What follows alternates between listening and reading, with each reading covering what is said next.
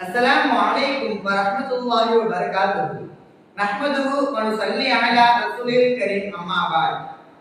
கண்ணியத்திற்குரிய பாசத்திற்குரிய அல்லாஹ்வின் நல்லடியார்களே, நாம் இன்று பார்க்கக்கூடிய ஹதீஸ் என்பது ரொம்ப முக்கியமானது.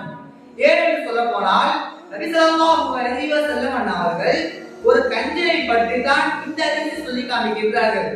நம்ம புறத்திலிருந்து பார்த்தால் ஒரு கஞ்சனை யாராக சொல்லுவோம்?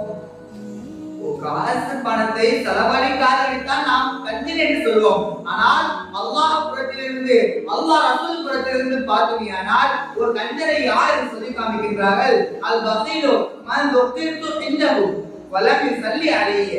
நபி ஸல்லல்லாஹு அலைஹி வஸல்லம் அவர்கள் சொல்லி காமிக்கின்றார்கள், என்னுடைய பெயரை ஒருத்தர் தெரியுற்றார், என்னுடைய பெயரை ஒரு மனிதன் தெரியுற்றால் என்னை நினைவு கொண்டு அந்த மனிதன் ஸலவாத் ஓத வேண்டும். அப்படி ஓதுமையானால், அப்படி ஓதாவிட்டால் அவன் தான் கஞ்சன் என்று நபி ஸல்லல்லாஹு அலைஹி வஸல்லம் அவர்கள் சொல்லி காமித்தார்கள்.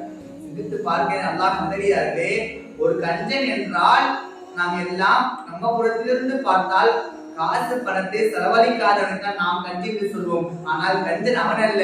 பெருமானாருடைய பெயரை ஒருவர் தெரிவிக்கின்றான், அப்பொழுதும் கூட பெருமானார் நினைவு கொண்டு ஸலவாத்தை ஓதவில்லை என்றால் அவன் தான் இருப்பதிலே மிக சிறிய ஆக சிறந்த கஞ்சனாக தெரிவிக்கின்றான்.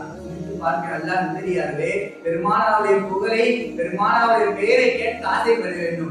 அப்படி ஆசைப்பட்டுமையானால், பெருமானாருடைய பெயரை கேட்டுமையானால், நம்முடைய காதுகள் செவியுற்றமையானால், நம்முடைய நாவுகள் பெருமானார் நினைவு கொண்டு பெருமானாரின் ஸலவாத்து கூட கருணைப்பட்டிருக்கின்றது.